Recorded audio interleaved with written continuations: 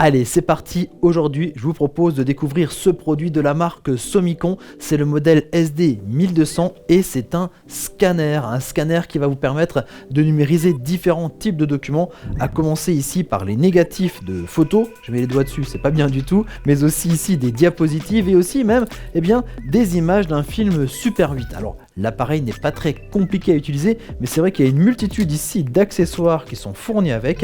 Alors je vous propose de voir ça plus en détail dans cette vidéo, avec aussi quelques petites astuces bien utiles. Alors, une des particularités ici qui est très appréciée sur ce scanner, c'est qu'il est autonome, c'est-à-dire que vous n'avez pas besoin d'avoir un ordinateur pour pouvoir le faire fonctionner. On peut donc aller directement au grenier ou à la cave, à proximité de ces documents pour pouvoir les numériser. Alors autonome ne veut pas dire qu'il fonctionne sans électricité, il a quand même besoin ici d'une alimentation électrique avec ce câble mini USB qui est fourni avec son transformateur qu'il faut bien sûr brancher sur le courant sur une prise chez vous. Et puis forcément vous allez numériser des documents, il faut bien qu'ils s'enregistrent quelque part. Alors il y a une mémoire interne de 100 mégaoctets ici sur cet appareil, mais évidemment il est quand même mieux de pouvoir enregistrer directement les images ici sur une carte SD que vous allez pouvoir glisser ici à l'arrière de l'appareil. Première petite astuce, la carte SD, lorsque vous allez la glisser, mettez les connecteurs vers le haut. Si vous mettez les connecteurs vers le bas, vous aurez l'impression de numériser, mais il n'y aura rien du tout qui sera enregistré sur la carte. Donc première astuce ici, bien sûr, mettez les connecteurs vers le haut. Vous intégrez la carte SD, il y a un petit clic qui se fait au moment où vous l'intégrez.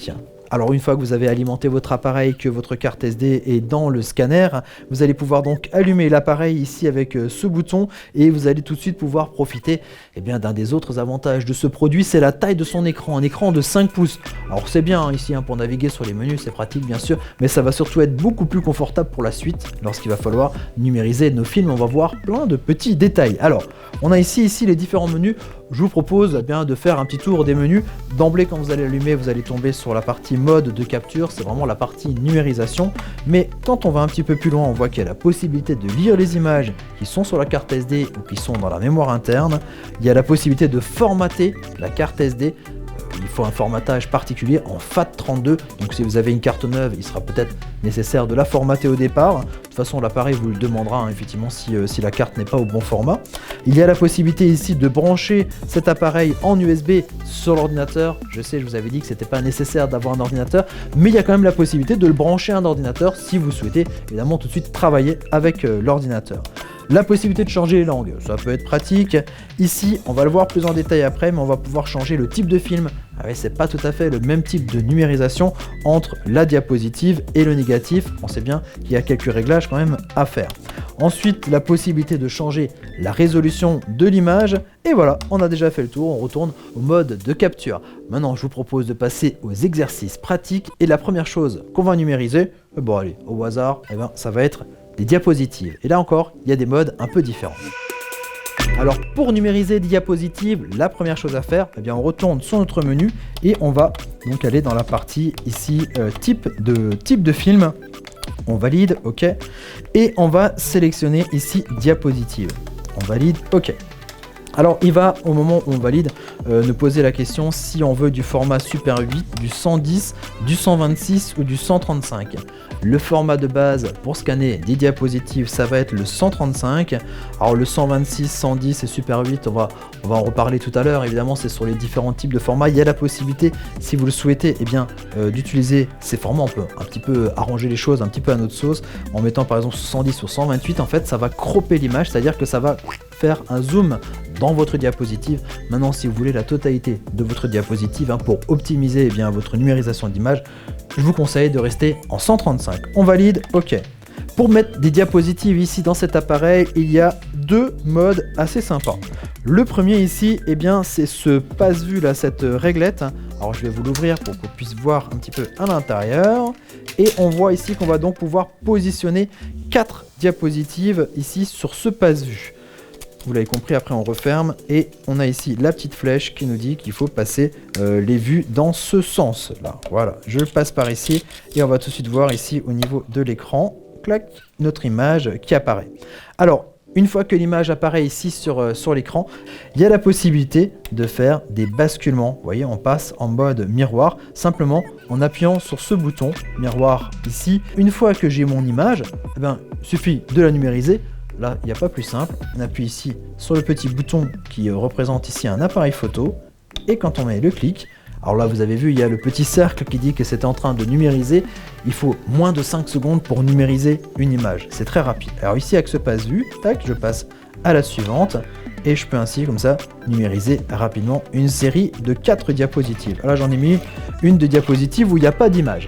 L'autre moyen de passer les diapositives qui, moi, me semble encore plus rapide si vous avez beaucoup de diapositives à passer. C'est ce passe-vue qui est juste là.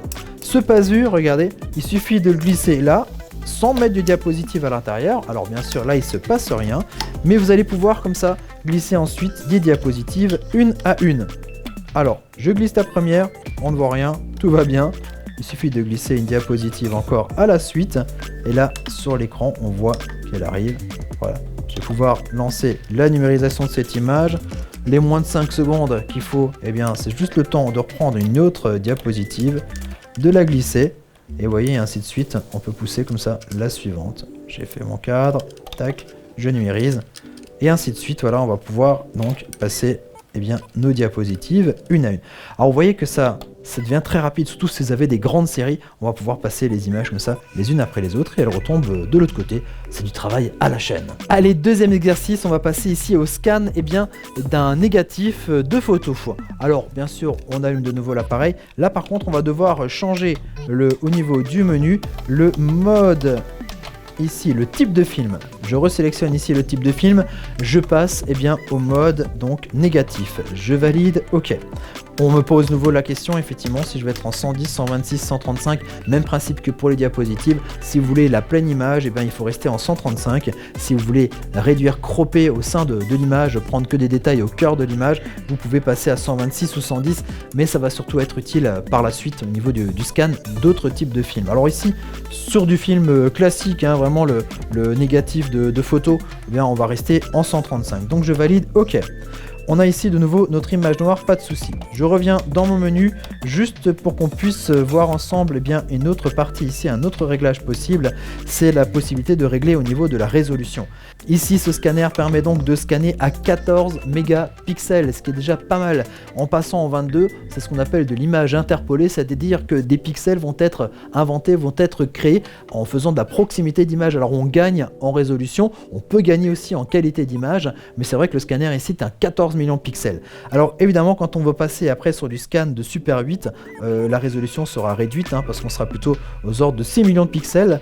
Et puis pour les films en fait qui vont être en 126, 127, on sera aux environs de 16 mégapixels, même en étant interpolé. Ici, il n'y a pas besoin d'interpoler de l'image particulièrement. En tout cas, nous, on va rester au maximum, on va rester donc à l'image interpolée à 22 mégapixels. Voilà, on valide. Ensuite, deux manières donc pour scanner notre film négatif. Ça va ressembler énormément à la diapositive de tout à l'heure, puisqu'on retrouve ici le passe-vue sur lequel il est donc possible de glisser notre film. Alors c'est pratique, il y a les petits ergots ici de plastique qui permettent donc de bien glisser le film à l'intérieur. On le referme, on passe ici donc sur la partie du passe-vue.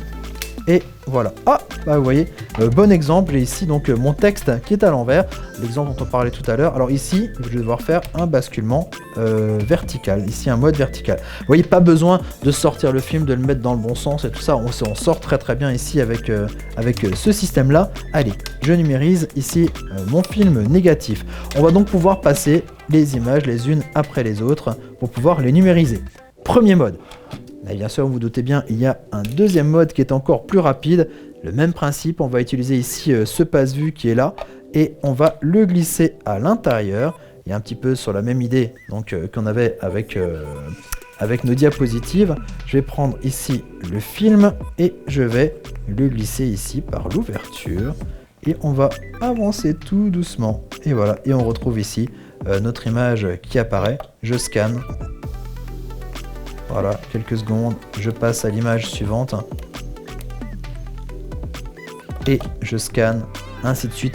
Vous voyez que franchement, sincèrement, en termes de scan, hein, pour pouvoir numériser des images, c'est difficile de faire plus rapide, hein, puisqu'on a vraiment ici ce guide, ce passe-vue qui permet de bien caler notre film, et on passe facilement comme ça d'une photo à l'autre. C'est super confortable, super pratique. Franchement, je trouve que c'est même encore mieux ici que le passe-vue. Alors bien sûr, ici, ça permet peut-être d'être plus précis. Il y a aussi des avantages, bien sûr, à ce système-là. Maintenant, je vous propose de voir les petites particularités, parce que vous voyez qu'il y a encore des petits éléments qui sont fournis ici avec cet appareil, et on regarde ça plus en détail.